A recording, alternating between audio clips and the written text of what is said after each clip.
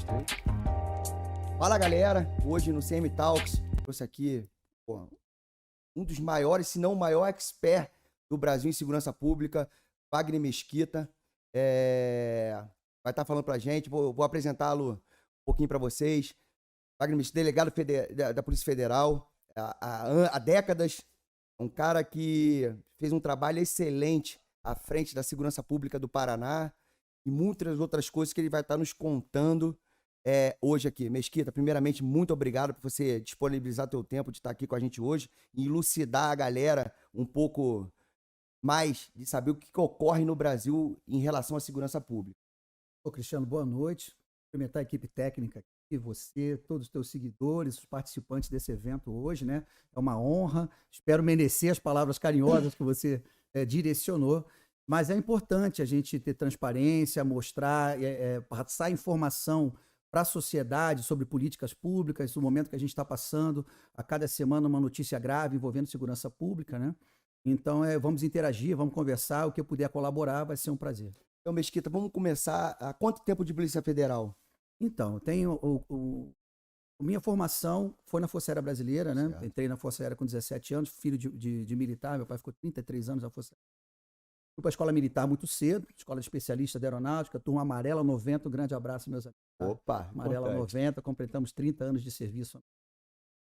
Em 2003, antes, né, em certo momento, resolvi trilhar outros caminhos. Então, fiz vestibular para a Universidade Federal do Paraná, aqui em Curitiba, servi aqui em Curitiba há mais de 10 anos. Cursei Direito na Universidade Federal, trabalhava e estudava à noite. E a carreira que mais me atraía, né, pela natureza do trabalho, era a carreira de delegado de polícia. Prestei concurso primeiramente para a Polícia Civil, no meu último ano de faculdade, 2000. Tá E daí, o áudio. na sequência, abri o concurso, então, para a Polícia Federal, prestei o concurso. Em 2003, fiz academia em 2003, né? A ANP, em Brasília. Em 2003, tomei posse na Polícia Federal em Foz do Iguaçu. Me envolvi na área de operações lá. Era um momento muito... Foz do Iguaçu tinha uma necessidade muito grande ali, era dominada pelo contrabando. Depois podemos falar mais sobre. Eu me caí na área operacional, meu amigo, e ali foi aquela cachaça, né? E não saí mais, né? E me falando, ô Mesquita, nessa época aí, qual foi as operações mais importantes e que te marcaram na Federal, no caso? Tive oportunidade de trabalhar em operações muito interessantes. Foz do Iguaçu era uma situação naquela época meio atípica, começo de carreira, era uma polícia mais ostensiva em relação ao combate ao contrabando, aquela coisa lá. A partir do momento que eu vim para Curitiba, né? Trabalhei um tempo em Joinville também, fiquei um tempo lá em Joinville, vim para Curitiba, mas já com foco no crime organizado. E aí comecei a trabalhar no combate ao tráfico de entorpecentes, né? Passei um tempo no combate ao roubo-banco também, depois no combate ao tráfico de entorpecentes. Eu tive a oportunidade de participar de muitas operações interessantes. 2006, por exemplo, foi uma operação em que nós começamos a investigar, até por coincidência, a operação foi no Paraná, né? Foi 2 anos de investigação. O principal alvo era o Luiz Fernando da Costa, Fernandinho Beiramar. Investigamos toda a rede da cúpula do então Comando Vermelho. 2 anos de investigação, 4 toneladas de drogas apreendidas durante 2 anos de investigação, aeronaves, armamento, munição. Deflagramos operação em vários estados, Mato Grosso do Sul, a parte de lavagem em Mato Grosso, fazenda no Paraguai, e aqui no Paraná também vários alvos, e no Rio de Janeiro, Parque União, vários alvos. Ele já estava preso, né? Ele estava preso no Presídio Federal de Campo Grande, mas prendemos esposa, filhos, enfim, várias pessoas envolvidas com o tráfico, e restou numa condenação de 29 anos para ele. A partir dali tive outras operações enfim, podemos... Se eu começar a contar aqui, meu irmão... Estamos aqui todos ouvidos. Mas logo na sequência apareceu uma situação envolvendo um narcotraficante mexicano que estava atuando aqui em Curitiba. E aí foi uma operação, um negócio interessante.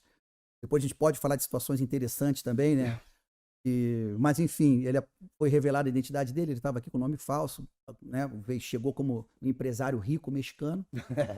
Mas, enfim, apareceu o nome verdadeiro dele, depois eu conto as circunstâncias, né?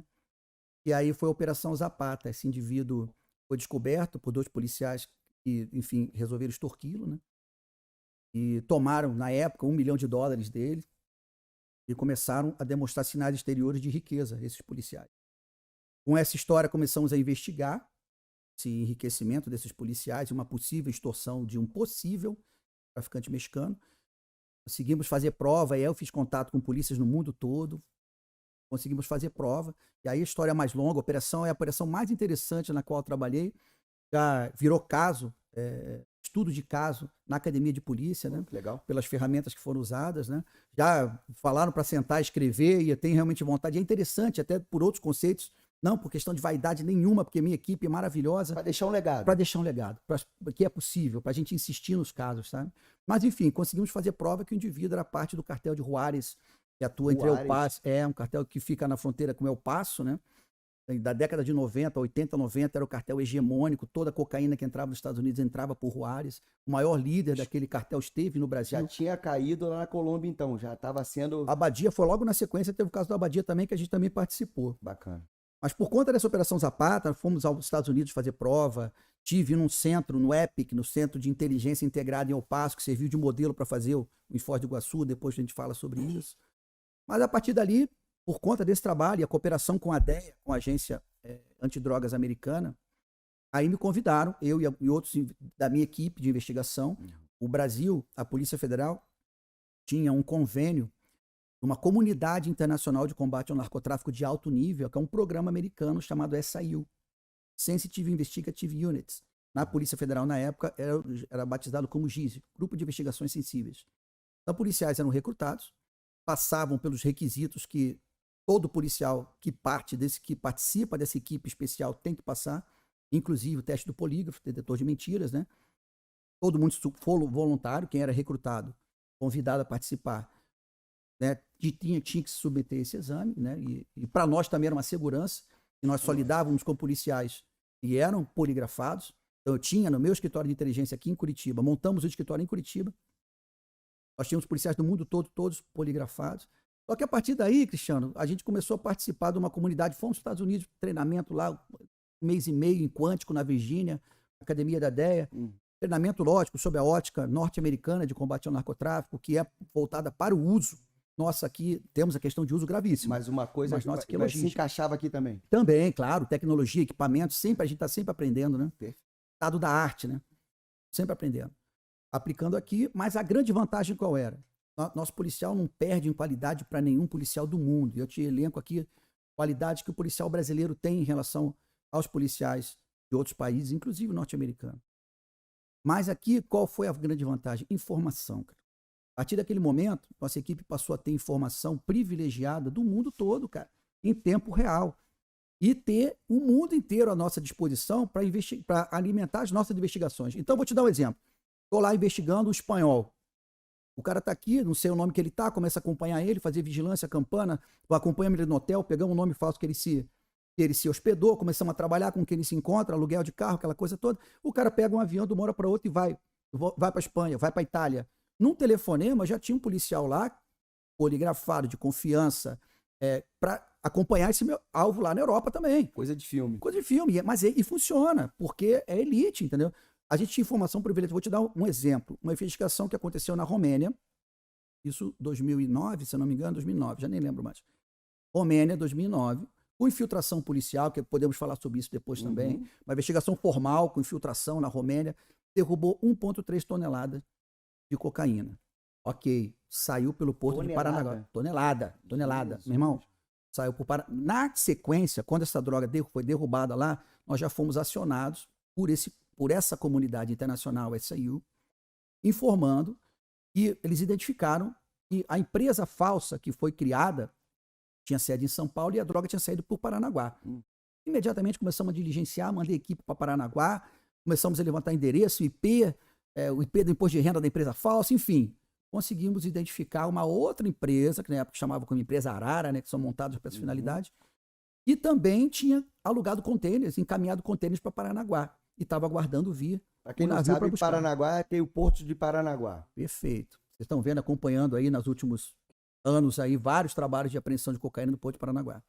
Esse daí, nosso pessoal ficou campanando, identificou, passamos os containers no raio-x para testar e deu negativo.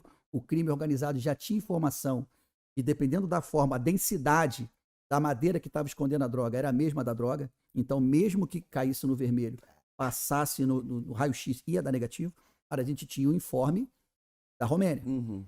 Meu irmão, chegou na hora, vamos encostar, deixar para o último conto, quando o navio encostar, a gente abrir. Abrimos, operação conjunta com a Receita Federal, fizemos a abertura. 5 toneladas de cocaína pura, super azul, você dava o contrateste aqui, cocaína puríssima, para a Europa. Cara, cocaína para a Europa é alto teor de pureza, valiosíssima. Essa carga tinha um valor superior ao PIB de muitos países. Mas, enfim, o que eu quero dizer? Comunidade internacional. Não se faz combate ao crime organizado sem cooperação internacional. Não. Informação é tudo. Capilaridade, informação, rapidez. Se a gente for usar cooperação internacional através dos meios formais, não funciona. Então foram várias operações, cara, dezenas de operações aí que eu tive a felicidade. E aqui tive grandes chefes que me ensinaram, e não só chefes, tive agentes de Polícia Federal antigos, experientíssimos, que me orientaram. Tive uma equipe maravilhosa na Polícia Federal na área de investigação, gente muito dedicada, que sacrificou o tempo com a sua família, perdi agentes, enterrei agentes amigos. Então, mas foi um período muito gratificante de operações. E engraçado que muita gente, como é uma coisa muito sigilosa, e ninguém faz para estar externando qualquer tipo de situação, não chega ao grande público isso aí. Então, pô, eu me surpreendo com o que você está falando e já sei do que significa, pô, a Polícia Federal no Brasil. Mas é legal escutar isso aí, que as pessoas tenham a real noção que existe um trabalho. Exato. Porque às vezes a mídia não mostra, as pessoas não falam. Então, pô, é interessantíssimo. Cara, eu tive a oportunidade de ministrar um curso de polícia junto com o COP, qual eu era instrutor de defesa desarmada, lá no Nepom. Então eu tive a oportunidade de conviver uma semana com os caras lá. Os caras fazem milagres. E vai minha pergunta para você. O efetivo dos caras é pequeno, mas totalmente eficiente. O que os caras fazem é milagre. Porra, e o que você falou? Tráfico vem de outros países ou sai do nosso para outros países. Por que não fortalecer, cara? A gente já tem pessoas competentes. Por que falta? É falta de interesse? O que é? Não entendo, realmente. Meu amigo, você citou 2 unidades aqui que eu tenho como referência, né? Lógico, até agora a gente estava falando de Polícia Federal. Lógico. E nesse aspecto nós temos grupos táticos aí, tem o COT lá em Brasília, tem o GPI aqui, que são grupos de resposta rápida, de ação tática e tal, mas nós temos na fronteira aí os NEPONs também atuando com polícia marítima, com lancha, Lago de Itaipu, Rio Paraná, fazendo abordagem, combate ao contrabando, trocando tiro com bandido de fuzil. É absurdo, né? Levando... Um breu Exato. No meio do nada. Isso. E do outro lado, não é só a Polícia Federal. Nós temos, no Paraná principalmente, unidades especializadas da Polícia Civil e da PM, que são heróicas mesmo. A gente tem o BPFRON na fronteira lá, atuando lá, tomando tiro de bandido, com fuzil. Depois podemos falar sobre a época de Secretaria de Segurança Pública, mas foi uma felicidade poder colaborar com a Polícia Estadual, que é muito mais carente. O pessoal do COP, olha, agora o COP, porra, graças a Deus, assim, o COP é o doutor Rodrigo Brau, o investigador André Suzarte, toda a equipe que está lá, o Jonas, são todos amigos, Martins, conheço, acompanho, são pessoas que Guilherme, cumpriram mandado comigo na época de operações, chutaram porta comigo, cumpriram mandado, chutaram porta de favela comigo. E hoje estão na felicidade de estar montando, estar com uma equipe coesa, fazendo um excelente trabalho. Hoje eles são, eu posso falar, questão de cursos, ele e a Core. Isso. A gente vai tem uma proximidade enorme. São irmãos, né? São irmãos, um ajuda o outro, tem que se ajudar mesmo. Por outro lado, temos o BOP também, que está o Coronel Hudson, hoje comandante-geral, está se recuperando da Covid. Um grande abraço ao Coronel Hudson. Na minha situação como secretário de Segurança, ele era o comandante do BOP. E naquela época nós tínhamos um problema grave, que era a explosão de caixa eletrônico. Tá? Roubo a banco, que é uma situação que é crime organizado no maior grau, porque tem informação privilegiada, corrupção de agentes, que às vezes até criam situações para desviar a ação policial, tomam cidades pequenas, fazem reféns com arma longa, com .50, com fuzil, fazem contenção, dão tiro de fuzil no policial. Então é uma questão de crime organizado mesmo. E naquela época estava um problema muito grave. E a solução, uma das soluções que a gente teve que fazer, fortalecer a equipe de inteligência, criar núcleos de inteligência, podemos falar mais sobre isso, Pode época falar, do DIEP. à vontade. E na época quem estava no DIEP, quem era? Doutor Rodrigo Brau, André Suzarte, que eram pessoas que a gente tinha um contato na época operacional, né? E esses hoje estão no COP. Então, fortalecemos o COP como no fuzil, Tigre da mesma forma, os policiais do Tigre lá, o delegado Quintas, todos os colegas do Tigre são excelentes. encaram realmente problemas. O problema de sequestro no Paraná não existe. Quando acontece, é rapidamente solucionado. Da mesma forma, o BOP, que enfrenta PCC, é a liderança de PCC. Nós, policiais de polícia judiciária, raramente fazemos uma abordagem sem conhecimento do que está acontecendo. Normalmente, você tem um mínimo de informação daquele indivíduo da liderança do PCC, se ele está com um fuzil quente, se ele está com armamento pronto para fazer um transbordo, um assalto. Você sabe como você vai. O policial militar, a maioria das vezes, não sabe. O pessoal do BOP vai para cima mesmo, fica procurando bandido na rua, procurando bandido na rua, meu irmão. Pode dar de cara e dar, trombar com o bonde ali e o cara bota a vida dele em risco o tempo todo. Então, cara, essas unidades que a gente se referiu, unidade de polícia especializada no estado do Paraná, graças a Deus nós somos um estado diferenciado por ter esses recursos. Paraná, eu costumo dizer, ele cabe como é que eu vou dizer, laboratório de qualquer ferramenta de combate ao crime organizado. Porque no Paraná nós temos tudo. Nós temos fronteira internacional. Né? Não, nós temos fronteira internacional. Nós temos divisa com São Paulo e Santa Catarina. Nós temos lavagem de dinheiro. Nós temos contrabando de cigarro. Tem tráfico de entorpecente. Tem traficante internacional que fica aqui. É a Abadia, é Lúcio Rueda Bustos, é não sei o quê. Aqui, o povo paranaense, ele é multifacetado. Ele é heterogêneo. Então, qualquer origem, é o cara asiático, é o africano, é o árabe, qualquer um pode ficar aqui e ninguém estranha, porque o nosso povo é miscigenado mesmo. Então aqui você tem tudo. Aqui você tem o Código Penal inteiro e qualquer experiência de combate ao crime organizado pode ser aplicada aqui. E o filho da minha esposa, eu tava conversando com ele, falei, e porra, basta, como é que tá isso aí? Ele falou, meu irmão, o Rio tá tão sinistro que ladrão tá roubando de dia porque de noite tá perigoso. É isso aí. Porra, meu irmão, então é uma coisa que é surreal, é surreal. E tem aumentado, tem aumentado. Eu sou carioca, como você sabe, tô aqui em Curitiba, há décadas, casei aqui, meus filhos aqui, fiz toda a minha vida aqui, mas tenho minha família no Rio de Janeiro e tenho a maior cautela quando ando lá, porque eu já não sei o que a gente estava conversando. Antigamente, na minha época, na nossa época de adolescente, porra, não pode entrar no morro porque lá o tráfico domina. Porra, ali, a Cidade de Deus não pode entrar porque lá o tráfico domina. Hoje, na rua do asfalto, pode ter um gurizinho ali de 12, 13 anos, barrigudinho, sem camisa, com radinho e com fuzil, cara. Na rua, no asfalto ali, na frente de todo mundo, entendeu? Então, quer dizer, é outra realidade. Não há que se comparar. O Rio de Janeiro ele é fora do contexto em qualquer situação. Semana passada aconteceu aquela operação que, para mim, está-se muito dividido, Mesquita, em relação a... Eu, no meu modo de ver, bandido e polícia. Lógico, como a gente falou, direitos humanos, se houver o excesso, seja penalizado. Mas, o meu modo de ver, a operação foi um sucesso, sem danos colaterais. Porque foram recebidos a bala e você não vai lá, numa situação dessa, que a gente sabe que ali é um território totalmente hostil. O cidadão vai lá fazer o seu trabalho, muitas vezes preparado, porque ele ama o que faz, mas não pelo alicerce do Estado, e ainda você vê pessoas criticando. Mas como é que você viu aquela operação ali, cara? Meu amigo, Cristiano, vou te falar, cara.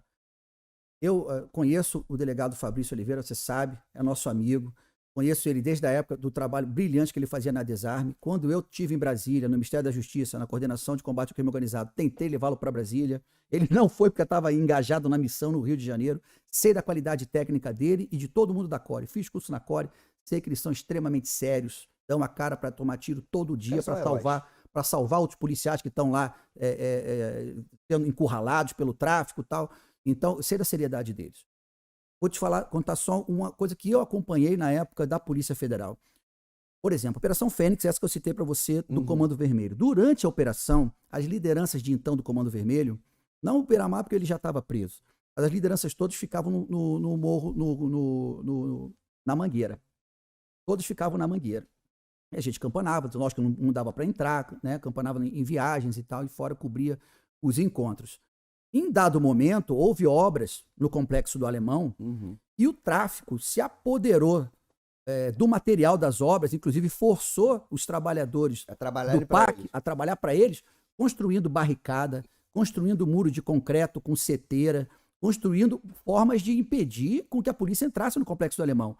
Na sequência, todas as lideranças do Comando Vermelho foram transferidas para dentro do Alemão. Isso resultou anos depois, já quando o Beltrame era secretário de Segurança Pública, na grande invasão, porque ali era o QG do Comando Vermelho. Então houve aquela grande invasão do alemão com a aplicação das UPP para tomada de território, né? Então, e mais ou menos, guardadas as suas proporções, aconteceu no Jacarezinho. Quando nós tivemos, aí eu tive na Core, agora visitando o delegado Fabrício, um grande abraço ao Fabrício Oliveira, doutor Alan Tunoski, secretário da Polícia Civil, são excelentes profissionais. Os dois fazendo excelente trabalho. Estive lá, naquela época ele já me mostrou, Mesquita, olha como é que está aqui, nós não podemos entrar aqui, olha que barreira. Aqui. Já estavam na rua. Por quê? Porque houve uma decisão judicial, eu não vou comentar aqui o mérito da decisão, a decisão se cumpre, mas tudo tem consequência, e decisão também tem consequência.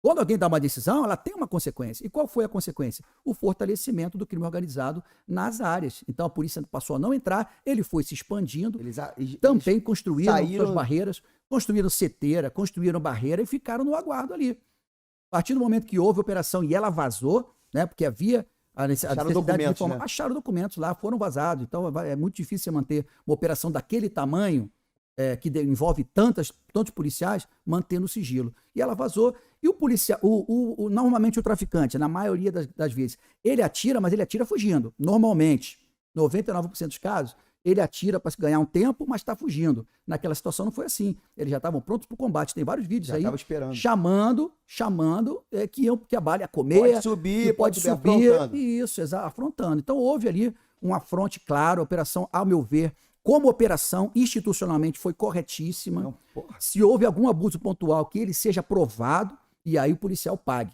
Mas não a instituição Core, o Rio de Janeiro. Cara, o Brasil vive, e não é de agora, é uma guerra do crime organizado com a população de bem. A população de bem, a polícia e o crime organizado. Só que é uma guerra não declarada. Ninguém declarou, o Estado brasileiro não declarou guerra contra o crime ainda. É uma guerrilha. Então o que acontece? Esses grupos de operações especiais que a gente está falando aqui, que são policiais dedicadíssimos, todo policial, ele bota a vida dele em risco o tempo todo. O menino da RPA que está fazendo patrulhamento aqui fora está arriscado a morrer em nome da sociedade. Certeza. Mas o de operações especiais, ele está mais ainda. Ele treina mais, ele sabe que ele vai ter que enfrentar a situação que pode tomar tiro de fuzil, que não tem colete, não tem nada, que vai furar a viatura, né? Mas ele se propõe a isso, é voluntário. Mas não existe uma declaração de guerra que empodere esse policial. Ele está sujeito ao tempo todo. Então, é uma guerrilha de um grupo com outros grupos, entendeu? E ainda fica também, no meu modo de ver isso, eu Cristiano Marcelo falando, no meio de uma briga política, de um lado e de outro. E muitas vezes, como você falou, o cara sai de casa, deixa a família, não ganha um salário que condiz à periculosidade do trabalho dele e, porra, ainda recebe crítica. Como você falou, se fizer alguma coisa de errado, que se pague. Seja, porra, vá pra corregedoria, seja mandado embora e responda pelo crime que fez. Porra, meu irmão, o cara vai pra lá, cumpriu uma ordem, que mandaram ele pra lá. Eles não quiserem ir lá, vou lá, pô, matar a porrada de gente. Não existe isso. Os caras vão pra lá tentar fazer o trabalho deles. São recebidos por, porra, granadas apreendidas. Fuzil. O cara tá com a porra de um fuzil fazendo o quê na mão?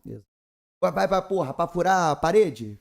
Porra, só pra assustar os outros? Como é soft. O cara tá com um fuzil e às vezes melhor do que o da própria polícia. Sem dúvida. Só que a polícia, pô, graças a Deus, mais treinada, foram lá e fizeram o que tiveram que fazer. Os caras confrontaram, meu irmão. E o resultado é isso. Vive-se uma guerra no Rio de Janeiro, como a gente falou. Eu sou carioca, tô aqui, graças a Deus, em Curitiba há 20 anos. Isso aqui é uma Disneylândia. Isso aqui é um paraíso. Não se compara, né? Porra, temos problemas de segurança pública? É lógico que temos. Temos que melhorar muito, mas não se compara. E aqui respeitam a polícia. Isso. No Rio, devido a todos esses fatores, de vários fatores que às vezes não vem ao caso falar, os caras ficam empoderados, portanto que tinham papéis da operação. Então tem muita gente do lado dos caras. Então, pô, vai da população, eu falando, também pensar, não ir por mídia ou por achismo, porque a gente tem muita coisa de fake news, de pessoas mais intencionadas. Cara, na verdade, os caras fizeram o que tinha que ser feito. Foram lá. Se eles se entregassem, não haveria o confronto.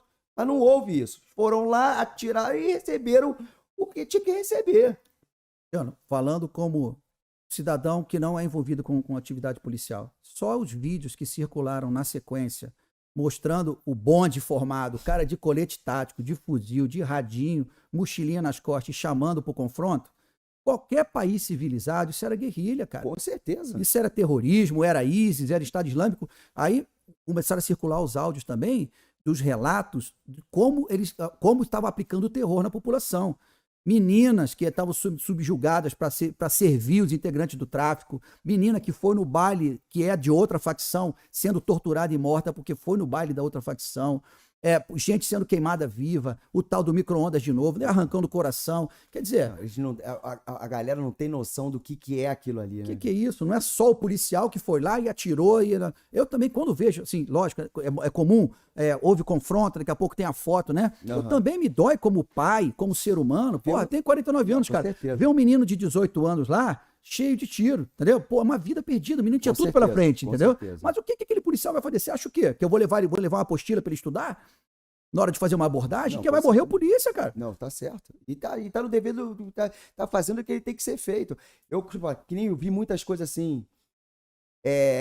Uma senhora que, dando entrevista pro RJTV, chorando, aquela coisa. Essa mesma senhora num vídeo, ela com, porra, uma AK-47, pô, plantada, zoando com o neto, com o filho, com o conhecido, sei lá o que era. Aí, porra, na hora que acontece, vai reclamar, não tem como reclamar, cara. Perfeito. Como você falou, é uma vida, é um ser humano. Mas a partir do momento que ele se predispôs a tirar a vida de outro, o outro tem direito de se defender. Claro. É aquilo. Quem pôr pro lobo condena a ovelha, cara. Exatamente. Eu não tenho entendimento, como eu já falei aqui, de lei, mas você escuta desde criança falar. Se não tem corpo, não tem crime. Procede? Não procede. Então isso foi o caso do goleiro Bruno? Caso do goleiro Bruno. Se não tem corpo, tem mais um crime. Porque existe um artigo... Ocultação de cadáver. Ocultação ou destruição de cadáver. Né? Então não esconda, porra. Ocultação do artigo 211, né? 211, tá lá. Quando você destrói ou oculta um cadáver, né? Porque de nada adianta você simplesmente desaparecer com o corpo, mas a mala da senhorita tá ali, o álbum de fotos está parcialmente queimado no fundo da casa do cara, o mundo viu que essa menina estava lá no sítio. E eu fui muito claro, fui sempre muito claro. Porra, tinha um moleque de 17 anos, se eu não me engano. Pô, era uma festa. Ali, na questão do Bruno, do goleiro Bruno, que você disse, cara, ali as coisas foram saindo do controle, né? As coisas foram Explica pra gente, o que tava nos autos, se pode falar, os autos. Até onde o meu dever de segredo pode falar, eu vou falar. O que aconteceu aquilo ali? Um jovem despreparado, né? Preparado, dono de um superdotado pro esporte, nitidamente. Conheci um dono de um futuro promissor? Pô, futuro muito promissor. Mas sem nenhuma cabeça, né? Sem preparo. Sem nenhum preparo, cara. E daí o seguinte, foi se envolvendo, não conseguia gerenciar o dinheiro que ele ganhava, não conseguia... Dizendo, eu tenho tanto, que não era pouco. Junto os amigos. Junto os amigos. Não, você administra meu dinheiro. Não, você... Sabe? Então, aí já achou um empresário no meio do caminho, o empresário já... Sabe, ele pagava 500 mil numa caminhonete que todo mundo pagava 100. Puta, né, pra ter uma sem ideia. noção nenhuma, coitado. Nenhuma noção de nada. E muita mulher caiu numa errada aí com essa moça aí que acabou sendo assassinada. E também seguindo orientação furada, né, dos outros. Foi seguindo orientação furada. Não, pega aqui, o que nós vamos fazer? Não. Mas deixa, história, escândalo, grite. Aí que eu digo, sabe? Aí é que eu digo. É aquela mania das pessoas, como eu falei agora para uma mulher. Eu quero entrar com processo contra ele porque eu quero ficar em paz. Eu disse, então é o seguinte, processo não é sinônimo de paz. Não existe um botão que você aperta e diga assim, não, agora acabou tudo. Não, pelo contrário. Processo é guerra. E às vezes... bota mais lenha na fogueira e se constrói mais ódio. Mas eu sempre digo o seguinte, eu sou contrário a processar os outros, tá? Eu sou avesso. A pessoa que chega para me contratar e acha que eu vou processar o mundo, tá muito enganado. Tá? O processo, ele aprisiona, ele não liberta. Pessoas acham que usar o direito penal, porque direito penal é o último movimento do Estado. Quando tudo falhou, aí você aciona o direito penal. Porque nós estamos falando de cadeia. Nós estamos falando de acabar com a liberdade dos outros. Nós estamos falando de acabar com a vida dos outros. Não, e daí, agora eu vou ficar tranquilo. Eu disse, não, você não vai ficar tranquilo. A gente só sabe como começa uma disputa judicial, a gente não sabe como termina. E a toda ação há uma reação. Tem como, não, eu vou processar, você vai ficar quietinho. Vai ficar me olhando, ai que legal, você é bacana, né? E outra coisa que eu sempre digo, eu vou pegar o Cristiano Marcelo. Não, cara pálida. Eu vou ter que enfrentar todo mundo que compra o barulho dele. É ou não é? E ninguém é sozinho. Então é o seguinte, as pessoas têm que ter essa dimensão, né? Eu vou pegar o Cristiano. Não, você vai pegar o Daledone, você vai pegar isso, vai pegar... Porra, cara... Tem que botar na balança se vale a pena. Mas é isso, né? E o que o rapaz lá fez? Ele foi se aconselhando de uma maneira muito ruim. Envolvido só probleminha com coisa desse ruim. tamanho. Eu vou dizer que tô grávida. Tá bom, pago a pensão, fica aí, tá bom. Porra, mas o cara tava com um contrato quase com um time estrangeiro da Europa. Mas aí é que tá o elan da questão, que eu vou falar aqui, que nunca falei. O DNA nunca apareceu. O DNA na criança nunca foi feito. Aí é que tem uma outra história. Isso pode ter sido uma história cobertura, que ninguém sabe. Por quê?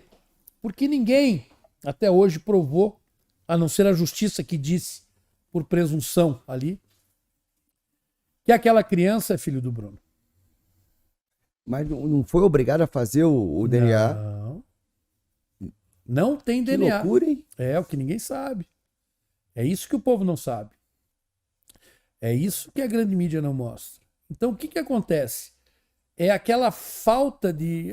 porque vai acontecer. Beleza, deixa acontecer. Explode.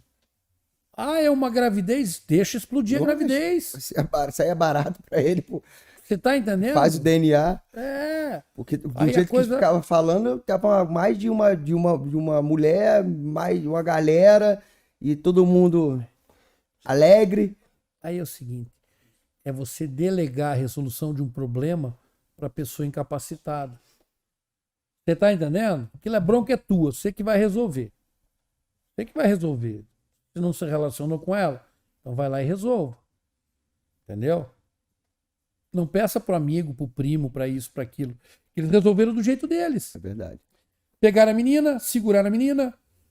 Aí, putz, o que vamos fazer? Não, chama a fulana lá porque ela tá com a criancinha. Aí saem do Rio de Janeiro, vão até Contagem. Aí param ali na... Isso em um dia só? Ele tava jogando, né? A menina disse que ia fazer um escândalo lá e tal. A festa só foi o ato sexual, no caso. Só foi o ato. E depois que... Depois ela veio, ela disse que estava grávida. Daí ele disse para ela tomar um remédio abortivo. Ele nega isso, que é o que ela diz. Ela vai na imprensa, fala alguma coisa. Aí ele vai levando a coisa. Daí ele tá jogando e ela promete de fazer um grande escândalo. Aí o primo, o amigo, não sei o que, vão resolver. Acabam machucando a menina. E não sabe o que fazer. Daí levam para dentro de casa e deixam ela ali, não permitindo que ela saia. Cárcere privado. Aí ele tá jogando, ele acaba o jogo, volta para casa e vê aquela cena. Aí chama uma namorada dele para cuidar do neném, porque só tinha homem e não sabiam cuidar do neném. Não, então vão pro sítio. Daí vão para Contagem. Daí todos ficam lá, dormem todo mundo no motel. Aí Contagem. Daí ficou o processo em Contagem. Que as investigações começaram ali. Aí vão lá pro sítio em Esmeraldas. Aí todo mundo vendo, ele é um cara público. Lógico que é. Quando ele rastros. Quando ele chegava lá no sítio, tinha pelada, tinha futebol, tinha visitante, tinha amigo, churrasco e a menina lá. Daqui a pouco a menina desaparece e surge uma criança numa favela que é entregue para a polícia. E alguém diz, essa criança estava lá no sítio do Bruno. Puta. Pau. Aí começa. E aí uma sequência de coisas erradas, né? Até por quem deveria ali preservar os direitos dele, principalmente. Sabe? Eu vi ali um grande espetáculo de advogados que estavam muito mais preocupados com a fama e muito mais preocupados com outras questões que não a defesa do direito dele. E ele conduziu muito mal a defesa dele também, na minha forma de entender. Hoje já está recuperado, já pagou, né, o quantum de pena dele, tem algumas restrições de liberdade. Um cara que com certeza aprendeu com esses erros que foram massacrantes para a vida dele, né? Um cara que tinha ali um futuro trondoso dentro daquilo que se propôs. Impressionante assim, até o físico dele. Um cara que nasceu para aquilo, né? Um cara forte, um cara, forte. porra, um cara fodido. Qualquer área do esporte que ele se dedicasse, ele iria se dar bem. Um superdotado para o esporte, sabe? E ganhou lições com tudo isso, né, meu irmão? Ganhou lições com tudo isso. E Dali, você falou ali, esse caso até tinha me escapado dos meus estudos, o caso da magia negra. Me fale detalhes, como é que foi. Foi muito falado no início da década de 2000? Cara, que bom que você falou sobre isso. Nós vivemos um momento da história da crônica criminal que era o pânico satânico. Uhum. Isso é um fenômeno. Pânico satânico. Então chegava aqui e dizia assim, olha, eles estão ali fazendo um ritual satânico. Então você virava um satanista. Crimes com corpos ritualizados, e existem pessoas, existem serial killers no mundo todo, em qualquer parte do universo, que ritualizam as suas vítimas. Eles são caçadores de seres humanos. E tem um critério? Tem, Pelo uma estudo coisa que você fez? muito... Que era aquela vítima tal, Sim, por isso, por aquilo? sim, tem questões psicológicas, né? Que fazem assim, aquele serial killer. Aquele serial killer vai matar só homossexuais. Uhum. Então, Tivemos um caso agora há pouco Tivemos tempo. um caso agora, estou aproveitando até para... Então ele matava, deitava a vítima na cama e o cobria. Quer dizer, tem todo... E pegava ali alguma mística. coisa para se manter, mas dava para ver que ele não queria saquear, ele não estava ali para roubar. Ele não é um latrocida. Ele é um caçador de seres humanos, né? Então, o que nós tínhamos aí na... Eu te digo que até uns 30 anos atrás, né? Nós tínhamos o pânico satânico, né? Hoje as coisas evoluíram, graças a Deus. Mas eu vivi isso aí, eu fiz defesa. Então, assim, tem lá uma criança com corpo ritualizado, né? Cabelo cortado, uma menina com cabelo cortado, violentada. Horrível, né? Violentada. E, por exemplo, em posição fetal, sabe? Porque são essas coisas que a gente encontra. Daqui a pouco você vê outra vítima da mesma maneira, você vê outra vítima. Então, quando tínhamos o pânico satânico, era ritual de magia negra. Então, primeiro terreiro, primeiro umbanda, primeira religião, primeiro candomblé, era o primeiro suspeito. O primeiro cigano que estivesse atendendo eram os primeiros suspeitos e colocavam isso na conta do sobrenatural. E daí não precisa explicar, né? Porque o diabo ele está em todo lugar, ele faz, acontece. E muita gente teve a vida destruída por conta desse pânico satânico. E passou-se a se resolver. Com muita luta, com muita técnica, com pessoas assim absolutamente desprendidas de preconceito, né? A coisa veio evoluindo. Eu, por exemplo, eu participei em 2003 de uma defesa, da defesa da Valentina de Andrade, caso dos emasculados de Altamira. Era a seita Lineamento Universal Superior, que teria matado aí 41 crianças, né? Matado e emasculado, cortado o órgão genital para oferecer 41 crianças. para oferecer ao Satanás, né? E existiam essas vítimas, Cristiano, no Maranhão e no Pará. Existiam essas vítimas, tá? Que isso, foi uma coisa maluca. O Brasil foi condenado pela Organização dos Estados Americanos. E como não, pelo menos passou desapercebido por mim, como que não foi uma explosão na mídia? Mas foi. Foi. Mas é que nós tínhamos o quê? Nós estamos falando do Pará, nós estávamos lá em cima. Tá? E foi uma explosão. Tanto é que a OEA, a Organização dos Estados Americanos, condenou o Brasil enquanto o Brasil não resolvesse esses casos. Então você tinha 2 décadas de 41 crianças assassinadas e ritualizadas. Que ano foi isso? As mortes ocorreram no final da década de 80 começo da década de 90, até o meio da década de 90. Tá? E uma gama enorme de pessoas estavam sendo acusadas daqueles crimes e condenadas sem nenhuma culpa. Botaram geral. Geral. Até que quando a Organização dos Estados Americanos condena o Brasil e começam os vetos, aí o ministro da Justiça determina uma força-tarefa para resolver os casos do Pará. Aí que se investigaram. Aí a Polícia Federal vai, cria uma seita satânica, traz essas pessoas para dentro de uma loucura, né, o pânico satânico. Essas pessoas começam a ser julgadas anos e anos e anos depois, dentro de situações absolutamente precárias, mas era aquela coisa do clamor, a voz das ruas, né, impulsionada por um poder covarde do Estado, porque o Estado muitas vezes é covarde e opressor, pegando aquelas pessoas, prendendo e levando a julgamento. E coube a mim, por uma felicidade, eu só posso dizer que isso é coisa de Deus, coube a mim, dentro da maior zebra possível, defender Valentina de Andrade, uma londrinense que morava em Buenos Aires e que foi presa, acusada de ser líder da seita satânica. E ninguém quis fazer também não, Cristiano. Não, né? Porque todo mundo foi condenado. Ninguém quis fazer. Aí eu fui lá fazer. Fiquei 19 dias fazendo o júri dela lá em Belém. Passei assim por poucas e boas. Isso foi em 2003. Consegui absolver. Muito polêmico na época. Assim... Mas aonde foi a tua virada ali? Foi nesse caso. Não, a virada que eu digo do caso. Do caso foi o seguinte. Eu disse que aquilo era obra de um sádico, um matador em série, um pedófilo. Que ele assinava o crime. Que aquela emasculação, que a extirpação do órgão, era uma assinatura do crime. Era uma assinatura, né? Porque esses matadores em série, eles assinam o crime deles. Porque é um crime para os outros enxergarem.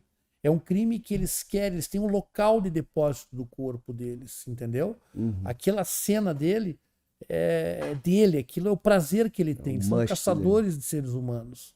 Eles deixam pistas, eles tiram pistas, eles tentam despistar, eles vão à imprensa, pedem por justiça daquilo que eles estão fazendo. Doentio. Doentio. E a minha satisfação, ela foi assim, ela é dobrada pelo seguinte, porque não só Valentina foi absolvida de todas as imputações, como se encontrou o verdadeiro matador, que é um sádico, pedófilo, matador em série. Matou durante 2 décadas. 41 crianças, isso que foram encontradas. Isso, que foram encontradas. Imagina as outras que não. Então ele agia num eixo assim que ele sentia segurança. No Pará, na Transamazônica. E no Maranhão, em Passo do Lumiar, também numa estrada, com muita mata no meio, e o alvo dele eram meninos de até 15 anos de idade. E daí eu acompanhei tudo e acompanho até hoje, isso da mídia internacional até hoje, Cristiano. Até hoje da mídia internacional. 41 crianças. Inclusive vai ter seriado disso aí na Globoplay nesse caso. Vai ser muito legal. Vai ser muito legal. O pessoal já entrou em contato, pegaram o material, estão trabalhando. E ele fala em um momento, né? Ele fala o seguinte, que ele foi abusado quando criança, com 6 anos de idade. Ele foi abusado. Então ele tinha essa coisa do... Esse distúrbio partiu disso. O gatilho partiu disso. Eu acredito, esse foi o gatilho, né? E eram todos meninos parecidos. Possivelmente ele projetava naquelas crianças a figura do abusador dele. E ele abusava dessas crianças, matava essas crianças e cortava o órgão genital masculino. E aí o seguinte, todos me criticando, inclusive meus colegas, em sua grande maioria, dizendo que eu estava ali fazendo da mulher um objeto. Quer dizer, aí eu disse, vem cá, então decida. Se eu trago a mulher para participar do maior júri da década de feminicídio, é porque eu estou tratando como objeto. Se eu não trago mulher, é porque eu não trouxe. Vocês têm que decidir. Tá onde é que vocês querem bater? Né? Tá bravo. Eu vou aguentar o cacete. Porque aqui é casca grossa, meu irmão. Vou aguentar o pau, tô aí. O outro dia... Quer falar o caso? Pra galera que tá vendo... O caso da Tatiana Spitzner, né? O acusado Luiz Felipe Manvaille. E muita repercussão, os gatilhos muito. foram acionados, muita repercussão. Os gatilhos todos foram Foi acionados. chamado alguém do meio da luta para ser testemunha contra, dizendo que o que foi aplicado? Legal, Foi. fala aí, Dali. Foi. Ele um faixa preta, Uhum. faixa preta taekwondo. Tem até ali, eu vou até bem lembrado, eu vou colocar ali um trechinho. O assistente de acusação, advogado assistente de acusação, que nunca fez arte marcial. Eu até cheguei a falar, eu disse, nossa, eu tô me sentindo aqui um acusado, né? Porque ser faixa preta virou crime aqui, né? Você tá entendendo? Quando, na verdade, nós estamos diante de um dos casos aí que se cometeu a maior fraude possível, né? E construiu ali um feminicida. Ele errou, mas ele não matou. Ele deu ali uma esfrega nela, né? Com energia. Não tem nenhum golpe traumático, não tem nenhum soco, nenhum chute, nenhuma cotovelada, uma cabeçada. Não tem isso. Tem ele tirando a base, ele sendo enérgico, tem ele chacoalhando o pescoço dela. Tem isso, tem. Onde ficaram as marcas, né? Os estigmas unguiais, que a gente chama, que são as marcas de dedo no pescoço. Mas eles não queriam falar daquilo que eu descobri, que foram resgatar o corpo quase já sendo enterrado. Resgataram de lá e trocaram a causa da morte. Então tudo isso foi desvelado, isso tudo foi trazido, isso tudo foi feito. Esse caso ainda não acabou.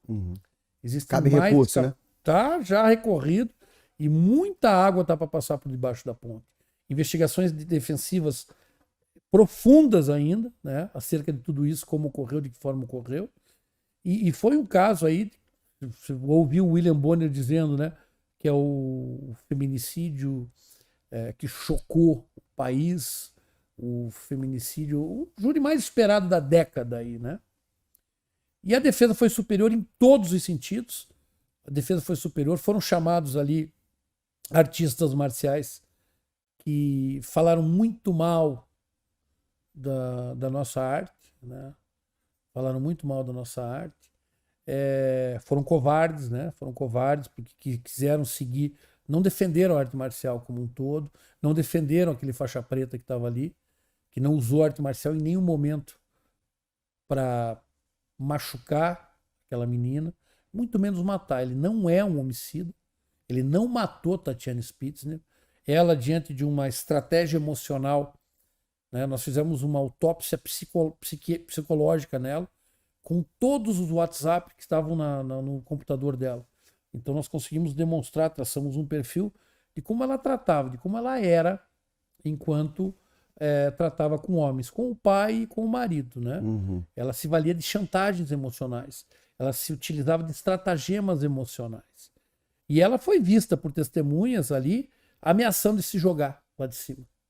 Ela foi vista por testemunhas chorando muito, sempre debruçada na sacada. Ela queria o celular dele porque ela queria ver mensagens. E quando ele nega, ela vai mais uma vez se utilizar dessa estratégia emocional e ela acaba escorregando e cai da sacada. Isso ficou comprovado. Mas eu achei que a voz das ruas e outros interesses, aquele justiçamento, né? A voz das ruas levou a Cristo a ser crucificado. Você não acha que um pouco das imagens ali não levou a galera a ter esse julgamento? Muito impactantes, né? Muito impactantes. Tanto é que qualquer coisa que mexesse com imagem, como foi a minha simulação, que é uma simulação treinada, é uma simulação consentida.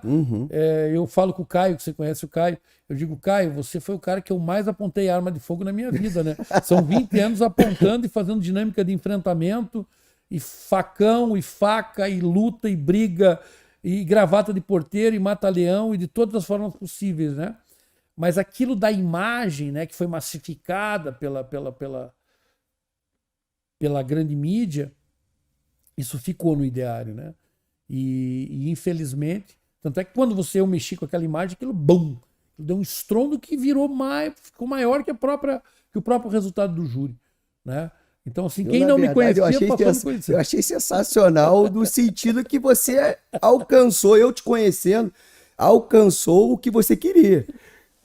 E foi mesmo. Atenção. Total, absoluta, né? E isso é ser advogado criminalista, né? Ser advogado criminalista é estar aí a pronto emprego, né? Em condições de e pronto para, enfrentar toda a incompreensão humana. André, vamos falar especificamente, porque é muita coisa, eu adoro essa matéria. É um universo muito amplo. E aí a gente acaba devagando. A gente começa com uma pergunta e essa Mas pergunta... depois a gente volta, velho. Não tem problema nenhum, é um Beleza. bate-papo informal. Me diga uma coisa, cara. Jacarezinho, André, me diga o que aconteceu ali, desde o começo,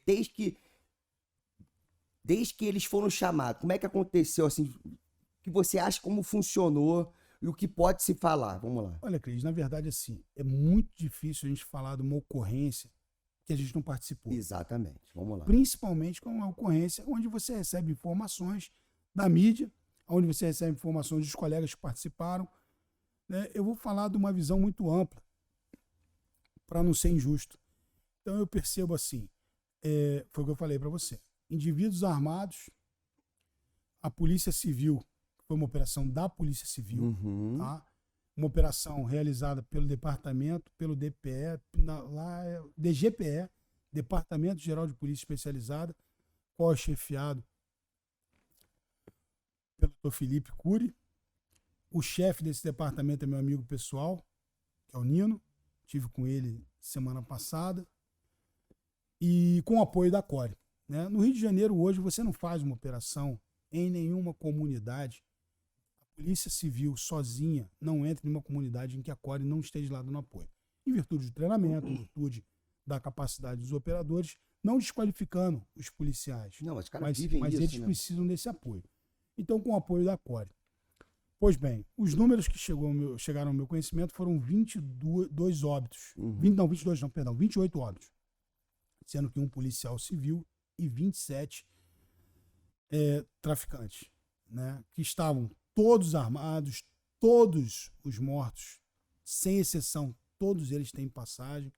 Tem vários vídeos que circularam nas mídias Da aí. coroinha com a AK-47, depois ela chorando a morte de não sei Você quem. vê, assim, a mãe de um traficante postando num vídeo a arma do filho, Ostentando, né? ostentando a arma do filho, e depois chorando que o filho dela não estava lá naquela localidade, sendo que ele foi morto com a arma que ela estava ostentando.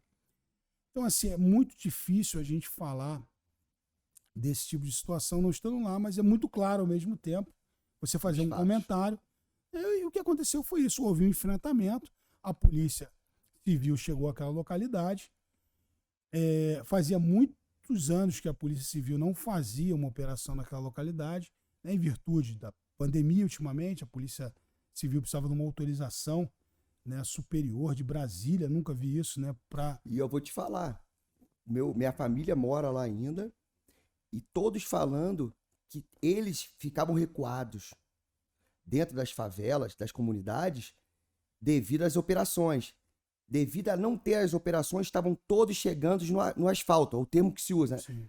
Saindo quase roubando em lugares que nunca se sonharam que os caras iam estar roubando, e os caras estão fazendo por causa da falta das operações devido à proibição. Então, infelizmente, o Rio de Janeiro atravessa esse momento difícil, onde havia uma proibição até de utilização das aeronaves. Eu lembro. A aeronave, Caiu já? sem Isso aí? dúvida nenhuma, eu acredito que sim. A aeronave, sem dúvida nenhuma, é um grande diferencial, porque você opera num terreno aonde o indivíduo que você está combatendo, que seria ali o traficante, ele foi nascido e criado naquela comunidade. Ele conhece de olho fechado cada beco, cada viela. E muitas vezes o Jacarezinho é uma favela plana. E já é difícil. E é gigante. Gigante, é enorme. E você pega, por exemplo, quando é um morro, que é a geografia, ela facilita muito o trabalho deles, dificulta o trabalho da polícia. O grande diferencial numa operação como essa é uma aeronave. Porque eles ficam mais altos que eles. Exatamente. Eles conseguem plotar os traficantes embaixo e conseguem fazer com que as equipes de terra consigam progredir, dando a segurança pelo ar. Eles não estão lá para dizimar a sociedade de bem. Eles estão lá para ofertar a segurança, a tranquilidade. Né? Eles fazem com que tenha esse grande diferencial. E se você não consegue operar com uma aeronave, aí realmente fica muito desigual uma operação. Por mais que a polícia chegue na comunidade com alguns veículos blindados, eles precisam desembarcar para o cumprimento da medida judicial. Se não existe a aeronave, esse desembarque é muito difícil. Né? Porque foram feitos em algumas favelas vários bunkers. Hoje são construídos lá em alguns locais estratégicos, eles sabem por onde a polícia tem que entrar, eles colocam trilho de trem, colocam viga de concreto, eles fazem seteira, né, que seria uma construção, um muro de concreto com um buraco só para ele botar o cano do fuzil. Eles sabem que quando o policial vai entrar e vai desembarcar, eles vão atirar. Tanto que o primeiro momento da favela do Jacarezinho, dessa operação, dessa comunidade, o desembarque de um policial do blindado para retirada de um trilho de trem, ele foi alvejado com um tiro na cabeça. Ele entrou em óbito. A ação da polícia em efetuar, em progredir, não foi uma ação vingativa, né, em resposta ao homicídio causado pelos meliantes do policial. Foi uma ação que a polícia precisava cumprir a medida judicial, mesmo tendo a baixa. E como muito fala assim, porque matou um policial, a polícia foi lá e matou 25 anjinhos, ou 27 anjinhos. Não foi isso que ocorreu. O que ocorreu foi o seguinte, precisava ser dado cumprimento e a polícia teve capacidade técnica, tática, de não se abater, mesmo tendo perdido um companheiro. Então a polícia progrediu. A polícia progrediu e continua sendo alvejada. E não tem como... Toda ação corresponde a uma reação. Toda ação tem uma reação. E não tem como você fritar ovo sem quebrar a casca. A polícia precisava cumprir. Eles não recuavam, a polícia progrediu. Se eles saíssem de mão na cabeça... Se eles saíssem, se eles se entregassem, se eles não tivessem lá atirando na polícia, eles estariam vivos. Se eles tivessem se entregado, eles teriam sido presos. Mas eles não fizeram isso. Falando de curso, André, pra galera... Qual é a finalidade? Além da especialização, mas são várias fases. Podemos falar ou é complicado? Não precisa abrir tanto detalhe, mas é mexer com o psicológico, é deixar o cara mais próximo da realidade dele? Como é que é? Na verdade, assim, o trabalho policial, como nós falamos, ele é vocacionado. Então, o que o curso prega? Um curso de operações policiais, o objetivo dele é a padronização. Desculpa, porque a galera tá vê aqui o Tropa de Elite, imagina aquilo ali. Mas não é. Tudo aquilo ali tem um fundamento e nada é por acaso. Isso aí. Não é uma questão de sadismo e é uma questão de objetivo. Tá? Falando de uma forma assim bem sucinta, mas de fácil entendimento, eu me atrevo a dizer o seguinte. O curso de operações policiais, como eu falei, é um curso que visa a padronização. É um curso que no COP, por exemplo, ele tem duração de 21 dias. Por que 21 dias? Porque nós temos uma meta a ser atingida, um cronograma a ser atingido.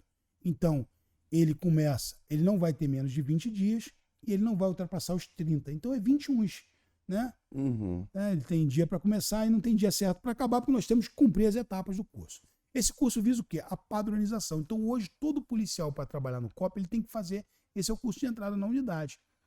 Né? Algumas unidades de operações policiais, de operações especiais, criticam. Não, eles só visam o COT. Mas hoje, que você acabou de falar aí, a Tropa de Elite foi um filme realizado por alguns atores, visando mostrar o que era o BOP. Uhum. O BOP é o Batalhão de Operações Policiais Especiais da PEMERG, da Polícia Militar do Estado do Rio de Janeiro.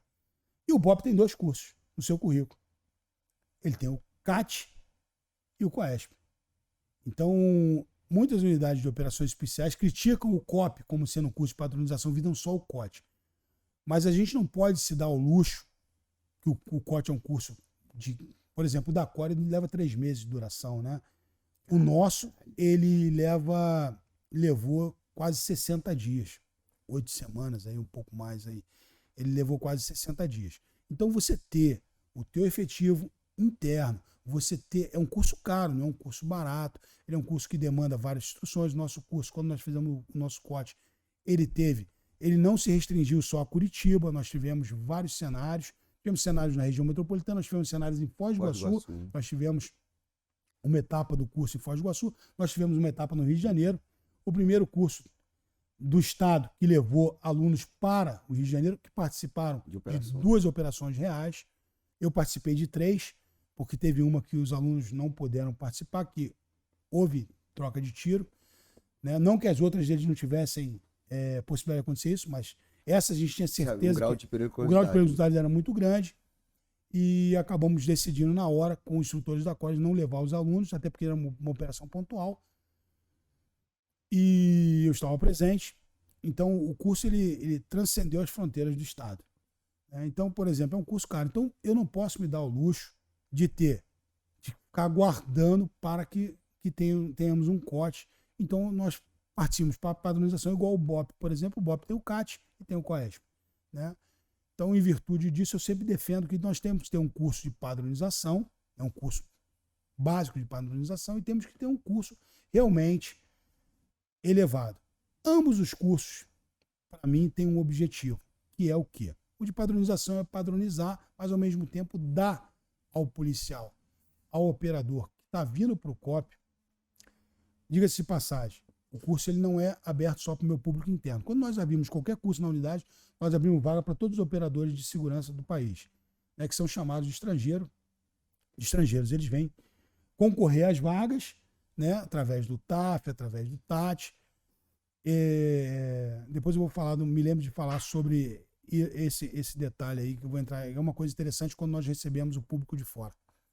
Mas falando desse curso, qual é o objetivo nosso? O aluno chega nos cursos do COP para buscar duas coisas. Ele vem adquirir conhecimento, ele vem aprender a raciocinar a diversidade. Eu gosto muito desse termo, aprender a raciocinar a diversidade, porque o nosso trabalho nada mais é do que raciocinar na diversidade, né? Eu me lembro, né, e se você perguntar para os colegas que tiveram a oportunidade de fazer o nosso COT, 2017, mês de dezembro, nós estávamos reunidos em torno de umas 3h30 da manhã. Eu reuni o turno inteiro de 10 policiais, foram que conseguimos levar para o Rio de Janeiro, foram que conseguimos chegar lá. E eu falei para eles o seguinte: senhores, agora é uma operação real, foi retirado o número dos alunos para participar da operação. Eu falei para eles: senhores, o mundo pode estar acabando, mantenham a calma, a tranquilidade. Ou seja, quando eu falo em raciocinar a diversidade, o policial ele tem que ter equilíbrio, ele tem que ter bom senso. Traduzindo, sangue frio, André.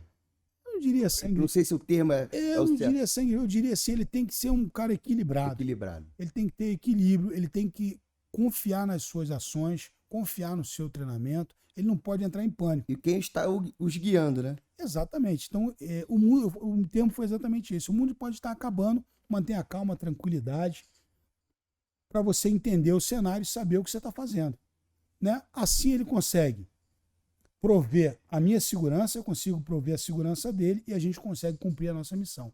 Então, para mim, raciocinar a diversidade é isso. Então, trazendo isso para o curso, o que vem a ser raciocinar a diversidade? Você coloca o aluno em situações fora da mesa do ar-condicionado, você traz ele uma situação onde ele vai estar cansado, onde ele vai estar com sono, onde ele vai estar com pouca alimentação, onde ele vai estar, às vezes, irritado. Sem dormir.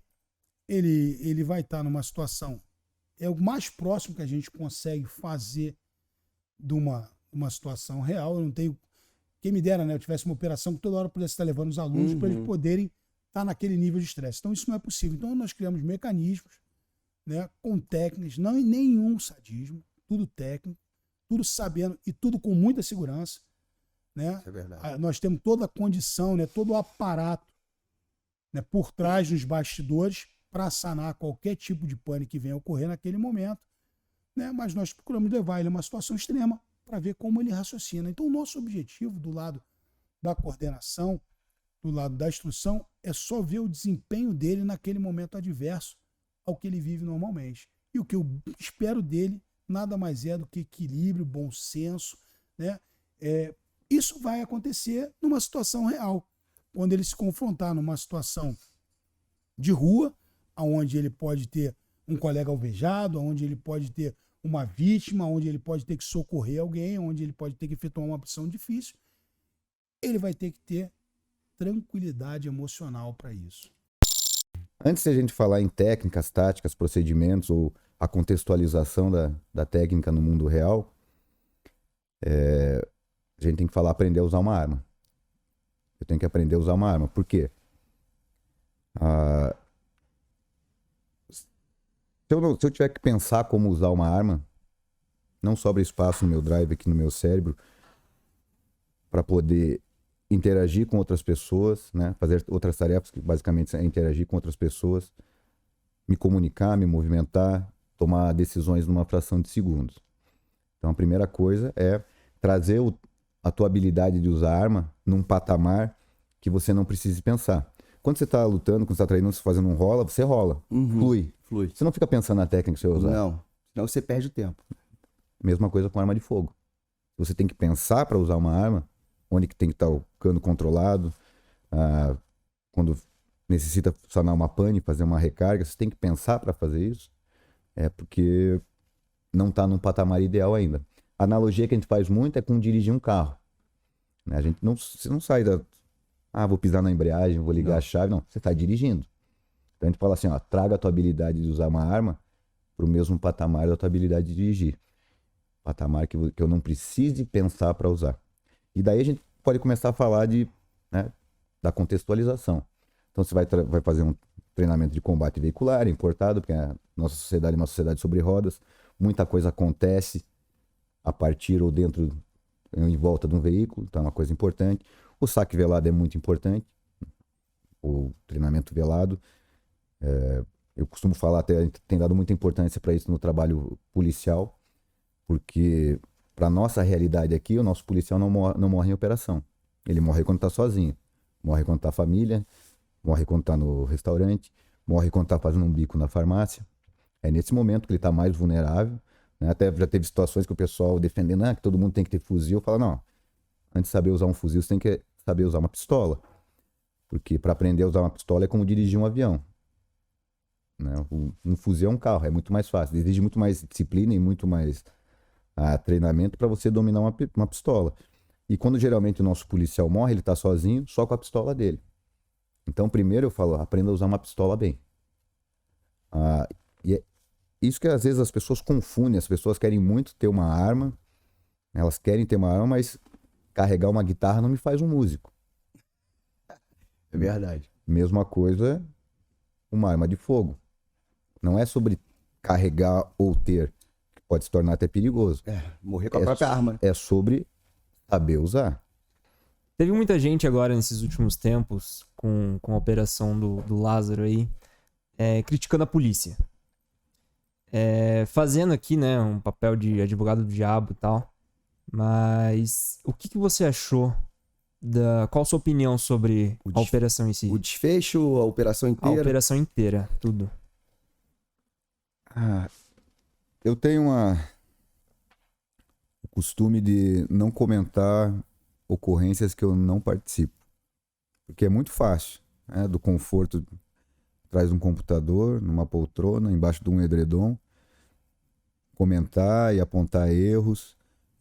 No final, eles fizeram o que eles tinham que fazer. Eles fizeram o trabalho deles. Manter uma operação 20 dias. Eu sei que participei de operações que duraram muito menos. Eu sei como é custoso, sei como é cansativo, sei como sobrecarrega, né? E até do brinco, né? Meu irmão falou assim, porra, 200 polícia. Eu falei, vai lá você não pega aqui, tira teu pijama, vai lá. Vai lá resolver a situação. Então eu não vou criticar, eles fizeram o que eles tinham que fazer. Estão de parabéns, fizeram o trabalho deles. Não costumo ficar dando muito palpite em ocorrências que eu não participei. Porque é muito fácil apontar erro, é muito fácil criticar quando você não tá lá. Imagina a pressão que essa rapaziada não tava absurda em cima deles. Muita gente tripudiando, porque cachorro, drone, a porra toda. Mas eu acho mais difícil, eu não sei, me corrija, Serginho, você tá procurando do que você se esconder. Né? E as pessoas não botam isso na cabeça, porque o cara E uma pessoa que conhecia a região, com habilidade, né, de viver ali na mata, bastante difícil. Bastante difícil. Mas assim, falar, criticar, as pessoas sempre vão criticar. por mais que você se dedique, por melhor que você faça o teu trabalho, falar mal, né? Como eu falo sempre, faladores falarão, né? Na própria polícia, dentro da própria instituição, né? É cheio de semi-amigo, né? O cara que dá um tapinha nas costas, mas fala mal de você por trás. E se você é uma pessoa que tem opinião, tem atitude, você vai incomodar os outros. Se você é uma pessoa que resolve ter iniciativa, resolve ter comprometimento para fazer o teu trabalho, você vai incomodar os outros. Você vai incomodar aqueles que não querem sair da zona de conforto. Então as pessoas vão te criticar. Mas sério, você vai gastar energia, você vai se preocupar. Porque as pessoas falam, né? E às vezes nessas pessoas que criticam, a maioria é um bando de qualificado. Você vai se preocupar com o que elas acham. Eu me preocupo com o que as pessoas que gostam de mim acham. Né? Eu me preocupo com o que minha família acha, que meus construtivas. meus amigos acham. Eu me preocupo com o que as pessoas que eu gosto acham. As pessoas que não gostam de mim, podem entrar na fila. Se ela via. Minha mãe falava uma coisa muito, sempre falou muita coisa, que eu chegava em casa assim, porra, às vezes, quando você lida com muita gente, ou você desperta, como você falou, atenção alheia, ou muita atenção alheia, sempre vão criticar. Ela falou uma coisa muito interessante, meu filho, é impossível você na floresta sendo um elefante, você não pisar numa formiga. Minha coroinha é sábia pra cacete. Ó, dona Vera, te amo. Eu acho que alguns conceitos na sociedade estão muito mudados. Se inverteram?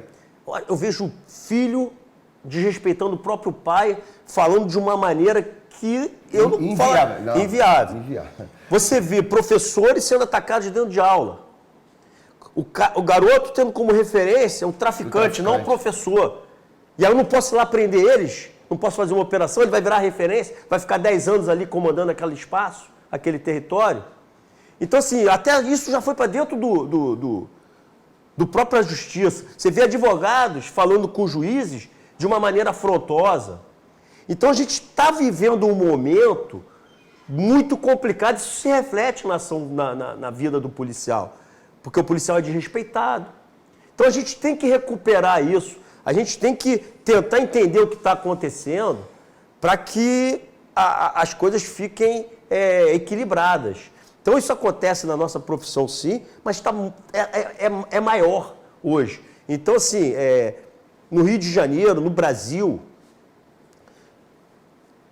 vou dar, por exemplo, você vai entender. Todo mundo fala bem do tolerância zero em Nova York. Pô, uma beleza, tolerância zero, acabou com a violência. O que é o tolerância zero? Se você fizer um pequeno crime, a tolerância é zero. Eu vou te prender. Se você quebrar uma janela, eu vou te prender. Por que fala teoria da janela quebrada? Bom livro. Por quê? Se você quer ver a primeira janela quebrada, você vai pegar e vai jogar pela. Se você consertar, você vai ver. Começou pelos metrô, né? Metrô, tudo junto. Então, assim, Você acha que é mais ou menos isso no Rio de Janeiro? Só que no Brasil, vou te falar, no Rio de Janeiro, no Brasil, as leis que foram criadas é para colocar o criminoso de pequeno potencial ofensivo na rua, ele não vai preso. O receptador, que não tem violência, ele não vai preso. Então, você não consegue parar aquela criminalidade naquele primeiro momento. É o garoto que está furtando todo dia. Até ele ser condenado, ele não por exemplo, tá com a ficha. Você viaja. Certo. Deixou seu apartamento, foi à praia. Quando você voltar, teu apartamento está todo revirado. A tua vida acabou. O cara levou teu dinheiro, tua dignidade, né? tuas joias, teus bens. Esse cara é preso. No dia seguinte ele está solto porque não teve violência. Caralho. Por que esse cara... E daí que não teve violência? Ele acabou com a vida de uma pessoa. O crime patrimonial não é ponto. É sim. Lógico. O cara ralou a vida toda para conseguir aquilo. Então, esse equilíbrio na sociedade a gente tem que voltar. A gente tem que botar essa discussão. Por que a gente não pode prender um pequeno delito? Por que tem que ficar solto? Aí, quer ver um exemplo? Um outro exemplo. Eu estou sofrendo uma pressão grande, óbvio, porque os trens estão parando. O cracudo, ele furta o trem, o cabo do trem, e o trem para. Vamos lá. Cracudo. Tem gente que... Aliás, as pessoas que protegem o traficante, eles defendem a liberação da droga. Então, em tese, o cracudo, para essas pessoas, pode fumar o crack dele. Vamos lá. Fumou o crack, não tem dinheiro, destruiu a família expulsa ele e fica na rua. Já acabou com a família. Aí ele vai Furtar o cabo. Vai. Furtou o cabo, tem violência no furto de cabo? Não, ele vai ali, cortou. Furtou um portão de alumínio da tua casa 50 vezes. Step de carro pra caralho. Step de carro. Aí ele vai e vende aquilo ali na boca e mantém o vício. Também não tem violência. Não. Então, por que tá chamando a polícia esse pessoal? É um caso. Você defende a legalização das drogas. Você defende que o cara que não tem violência não tem que ser preso. O cracudo tá roubando o fio, é um cara viciado sem violência. Por que o problema não é meu? Está aí um case perfeito para tirar do livro tudo que você sustenta, ir na rua e resolver o problema do cracudo. Não, aí o problema é da polícia. Aí a gente tem que prender o receptador, que não fica preso, porque as leis hoje obrigam o juiz a soltar. Porque as leis são feitas sem violência, você vai ficar... Audiência de custódia. Audiência de custódia, direito de responder liberdade porque não tem violência. Então, assim, a gente tem que pensar isso, porque se não abrir a mente da sociedade do que a gente quer, se a gente quer uma Nova York, a gente quer o caos. Eles estão plantando o caos. Essa história de liberar a droga e não prender porque é o caos. Então, é isso que a gente tem que vejo a pensar. questão até, a questão de educação, cara. Eu sou brasileiro, eu posso falar de, e viajo o mundo inteiro. Cara, você liberar a droga aqui, você não... A questão nossa... Existe muita gente ainda que não tem a questão de cabeça para que isso funcione. Aí o pessoal fala, mas o que vai arrecadar de imposto? Irmão, o imposto é de menos. O que tu vai ter que gastar para recuperar um cara que é viciado, para tu recuperar todo o damage, todo o mal que o cara fez para a sociedade? Pequenos furtos. Porque, o cara não vai ganhar de graça a droga, por mais que libere. Ele vai ter. Os próprios traficantes, meu irmão, eles vão fazer o quê?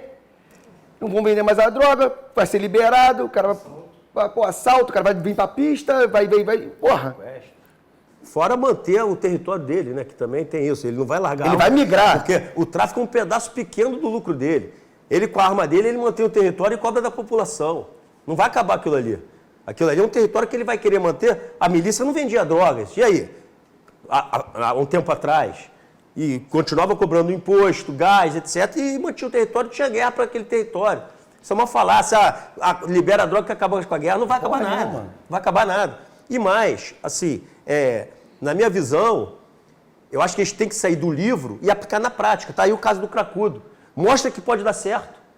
Aí depois convence a sociedade. Porque o livro aceita tudo. É uma página branca que você está escrevendo, você escreve o que você quiser. Na prática é diferente. Eu vou numa coisa assim que é o seguinte, cara. Hoje você vê, eu lembro na nossa época... Ver um cara fumando na rua, aquilo ali era uma coisa absurda. Hoje em dia parece que é normal. Toda hora passa um puto fumando uma maconha na rua. Tá na praia com o teu filho, tá o cara do lado, fumando a porra da maconha. Por quê? Sabe que não vai ser preso, não vai tomar esporro, não vai fazer acontecer nada. Tu imagina o seguinte, lá na América é o mesmo... se tu for pego fumando, dirigindo, é a mesma coisa que você estiver bebendo. Tu vai ser responsabilizado. Aí que tá. Você falou a palavra, responsabilizado. No Brasil, as leis não responsabilizam mais. O cara é solto, Agora, vamos fazer o seguinte... Imagina se liberar. Você falou, o cara cometeu um furto, usou drogas antes, tá preso, não pode sair. Então, todo mundo que usar droga e cometer crime, aumenta a pena. Porque aí você vai dar, a maconha pode ser liberada, tu quer fumar maconha, beleza. Fuma em casa, sei lá onde é que tu vai fumar. Agora, se tu cometer crime... Depois de fumar maconha, você vai se responder. A maconha te deixa meio lesado, né? Então, beleza. Tu não vai cometer o resto. Cocaína, crack e o resto que você fica alucinado e faz uma opção de besteira. Então, assim, tem que ser colocado na questão prática. A solução tem que vir da prática. Que seja um agravante, o cracudo. O furto, então, sim, ele cometeu o crime sob efeito de droga, agrava. E aí a gente começa a controlar. Tem que ter uma solução, tem que ter uma conversa, um diálogo. O que não pode é continuar não podendo prender aqueles pequenos delitos. Isso tem que mudar. Pequenos exemplos, né, cara? Roubar R$1 e roubar 1 milhão é a mesma coisa. O que vai pedir do cara que te rouba R$1 ou roubar teu 1 milhão? Cristiano, tem uma quadrilha que está vindo de São Paulo. A gente já prendeu parte dela e ela furta apartamentos na Zona Sul. A pessoa vai passar o final de semana não sei onde, vários apartamentos foram furtados. Não tem violência. Até que... essa mesma galera de furto encontrou um senhor de idade que eles achavam que estava viajando, porque não atendeu o telefone, o interfone, e chegou lá. Amarraram, bateram no velhinho. Então, assim, aquele furto, que sempre foi um furto, e sempre foi liberado porque não tinha violência, um dia virou uma violência. Aí você vai prender. Se você tivesse tomado atitude antes, Tem gente que rouba a bicicleta 28 vezes, sai todo dia, furta, desculpa. Porra, eu compro uma bicicleta de 8 mil, sou furtado e o cara vai sair pela porta da frente. Então, assim, tá errado. Tem que ser discutido. Senão, não é culpa da polícia que prende, não é culpa da justiça, é culpa que a sociedade entendeu que essas leis mais brandas deveriam... Então, vamos discutir isso. Diego fala que Rio de Janeiro é Sarajevo, meu irmão. É pior até... Porra, eu lembro que antigamente, porra, se dizia, porra, no Rio de Janeiro, pô, não entra crack, não sei o que lá. Mas hoje não tem essa, é todo tipo de droga, cara. E eu acho que minha maneira de ver, eu tô há 21 anos em Curitiba, mas, porra, sou carioca de alma e acompanho tudo que acontece, até porque meus amigos, família ainda estão aqui no Rio de Janeiro.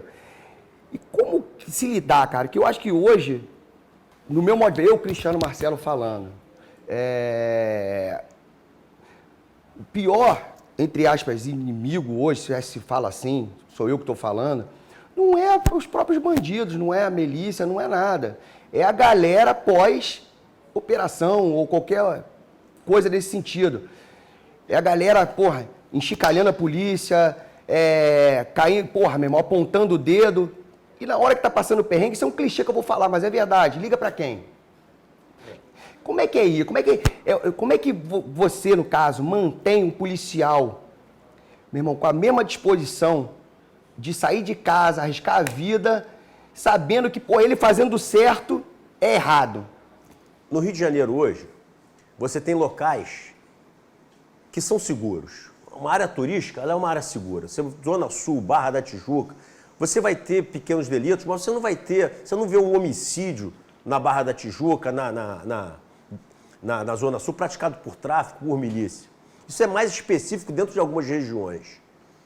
Mas hoje, você tem que fazer as operações, você tem que investigar essa quadrilha, esse crime organizado, e você investiga como? Você tem um tripé da Polícia Civil, que é o quê, Cristiano? Inteligência, investigação e ação. Você tem informação que vem de inteligência, vem de várias formas, vai desde de um informante, vem de uma mídia social. Você tem a investigação, que você usa todos os mecanismos que você tem para chegar em quem é aquele, ao identificar aquele autor, saber onde ele guarda a arma, saber qual o crime que ele vai praticar, e depois você tem que ter uma ação. Você vai na justiça, você pede a prisão dele, você pede uma busca e apreensão, você tem que cumprir. E aí você tem que ir numa comunidade. Você não vai numa comunidade sem um objetivo. Você teve todo um estudo. Então você vai na comunidade. E aí as pessoas falam assim, pô, mas você teve troca de tiro porque vocês não foram inteligentes. Como não foi inteligente? Quanto mais inteligente eu for, maior vai ser meu problema. Por quê? A inteligência, bem trabalhada, ela vai me dizer onde está o paiol, onde o chefe está escondido. Então, quando eu for bater no esconderijo do chefe, eles vão defender. Eles não vão ser recebidos com o chefe, tomar um café, porra. Então, as pessoas falam, não, aí que tem mais inteligência. E aí, a gente consegue ir lá, dependendo da ação da polícia, na verdade, a reação depende da ação do bandido. Quantas operações a gente vai, não tem tiro e a gente prende eles. E aí não há nenhum tipo de conflito. Agora, tem vezes, como aconteceu, por exemplo, no Jacarezinho, que a gente demorou 1h30 para passar por um beco que andando normalmente você demora 1 minuto. Os caras resistiram 1h30 e mataram um policial. Barricadas hoje. Então, assim, aí a gente chega lá, tem a resistência, a gente tem que reagir. E aí, eu acho que começa o grande problema hoje no Rio de Janeiro, que é o pós-operação. Dependendo da facção que a gente vá, tem uma facção que ela é muito articulada e politizada.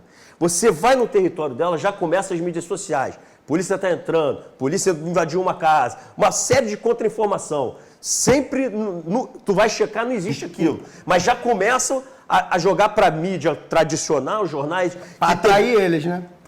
Exatamente, que teve invasão, já tem uma baleada, ou seja, aí a mídia vai. No final dessa operação, aí entra o político, dizendo que é um absurdo, que não tem inteligência, quer fazer memorial de traficante, sem autorização da prefeitura, e aí começa uma articulação para que a polícia o quê? Não retorne naquela comunidade, porque naquele dia a gente já foi. Mas se eles causarem confusão, se eles causarem se eles conseguirem processar os policiais, Qual é a ideia? Que você não retorne, não vale a pena retornar. vale. Porque cada vez que você retornar, você vai ser processado, vai ter o barulho. Pô, então nem vou, cara. Então, Dor de assim, cabeça. só que tem do nosso lado, Cristiano, uma sociedade que nos apoia. Ela não faz barulho, mas ela nos apoia. Vou te dar 2 exemplos. Nessa operação do Jacarezinho, a gente teve 96% de apoio na Rádio Tupi espontânea. A gente teve 94% numa outra emissora. Então, assim, dentro do Jacarezinho, a gente tem apoio da comunidade de bem. Quem é que quer sua filha estuprada? Outro dia, um traficante esquartejou uma mulher lá na Kels. Mataram 3 crianças na Baixada porque furtavam passarinho. Você acha que a vida de uma comunidade, eles são reféns. E as pessoas que falam pelo traficante não falam pela comunidade. Elas dizem que falam, mas elas não falam. Quem fala pela comunidade, quem protege essa comunidade é a polícia. É o Estado, que vai lá tirar o traficante, que estupra, que mata, que bota o som 4, 5 dias de baile funk que ninguém pode dormir e que recebe a polícia a tiro botando as pessoas em risco. Então nós somos os direitos humanos dessa comunidade. Quem defende o traficante, defende uma parcela por interesses, que tem que ser investigada e está sendo, para saber se essa articulação e essa questão política dessa facção, até que ponto é simplesmente voluntário. E nisso que você falou, uma coisa engraçada. Eles mesmos botam os próprios porta-vozes, né? Porque eu vi na internet a coroa portando um fuzil, um AK-47, e foi a mesma que deu entrevista no RJTV. E eu não sei se chegou a ver essa situação. Então é complicado realmente, cara, porque, as pessoas de fora geralmente têm essa visão que, de comunidade no Rio, favela no Rio, todo mundo é bandido. Não é. O trabalhador que acorda cedo de manhã, vai para trabalhar, que, quer criar os filhos com dignidade e muitas vezes não consegue, né? Uma coisa errada. Você ser humilde não te leva pro crime, não. Não. A inversão disso está errado, tá? Assim, você tem aí numa rocinha, por exemplo, 100 mil pessoas, vamos jogar 100 mil. Você deve ter 1.000, 2.000 bandidos, você está falando de 1%, se tiver. Se tiver, bandido mesmo tem o quê? 50, 100? O resto é um radinho, um cara que está ali por oportunidade. Se ficar ruim, ele passa para o outro lado e para de traficar, para de ajudar. O moleque está ali porque está ganhando R$300. Mas não tem o espírito do traficante. Quantos traficantes tem? 100, 200? Numa fila de 100 mil? Então, defender esses 100, esses 200, é tão criminoso quanto ser criminoso. Essa que é a verdade. E deixa uma população refém, sim, deles. Então, essa população, eu já estive lá. Eu já guerrei lá dentro. Eu já recebi várias vezes, com medo. Você entra numa casa de uma moradora, a moradora te dá aquela água na garrafa PET, com gosto de Fanta laranja. Não é nem a Fanta laranja lá, né? É outro Guaraná. Toby, né? Guaraná Toby, é isso mesmo. E você toma aquele negócio e a pessoa já dá. Vai, meu filho, vai, sai daqui que eles não podem me ver contigo. Então eles são apavorados com o traficante. E eles são a favor da polícia. É óbvio que teve um momento que a gente tem que também falar, quando essa comunidade vem para o nosso lado, no momento da ocupação, acredita na polícia e depois há um revés. Hoje a gente tem que reconquistar essa confiança. Eles querem a gente, mas eles perderam a confiança. Mas isso é problema nosso reconquistar. Agora, mas foi devido ao que essa perda de confiança? Não? Porque você acreditou que o Estado fosse lá e não ia deixar mais o traficante voltar. Quando o traficante ele volta, Cristiano, no lugar... Tipo o Afeganistão agora. E aí a pessoa te ajudou e fala assim, será que eu vou morrer? Nunca mais ajudo ninguém, me botei em risco. E aí os caras voltaram. Então a gente tem que reconquistar essa pessoa e nunca mais sair. Tomar devagar, um por um, com perfeição, corrigindo os erros e no limite daqueles que a gente garante que não vai perder de novo, porque a gente tem que pensar na população. Essa é o mais importante de uma ocupação. Alan, queria te agradecer, a tua disponibilidade aqui no meio de um feriado no Rio de Janeiro, meu irmão. Te agradecer mesmo. Parabenizar, que eu sou, meu irmão, venho acompanhando teu trabalho, a seriedade do teu trabalho, não só sua, mas dos teus comandados também, estão vindo com excelência. Não se cansem, meu irmão, porque a sociedade de bem não vai cansar de vocês, cara. E vai estar ali, eu acredito nisso. Eu faço um podcast diferente, que eu sempre costumo dizer, cara. Eu não faço só de luta, eu tento levar cultura, conhecimento e coisas que prestem, meu irmão. Porque hoje em dia a internet vem para dar muita voz pra gente de bem, mas para muito idiota também, meu irmão. Então eu quero te agradecer a tua presença aqui hoje. Muito obrigado, meu irmão. Eu te agradeço aí a oportunidade. Um ambiente assim, que me deixa muito à vontade. E assim, queria te dizer que eu tenho muito orgulho de hoje te ver aqui, cara. Porra, quem não conhece a tua história, quem não te viu pequenininho, chegando de ônibus no Mé, numa academia de jiu-jitsu, junto com a primeira Grace fora ali do Maitá, e você, mais o Morango, Gilbertinho, outra galera aí que venceu. Pô, então eu queria encerrar dizendo que se você tem orgulho de mim, eu tenho o maior orgulho de mim. Porra, meu irmão, e muito. Tá bom? Valeu, meu irmão. Sucesso sempre. Galera, esse foi mais um Semi Talks pra você, hoje direto do Rio de Janeiro. Espero que vocês tenham gostado e vamos com tudo, time.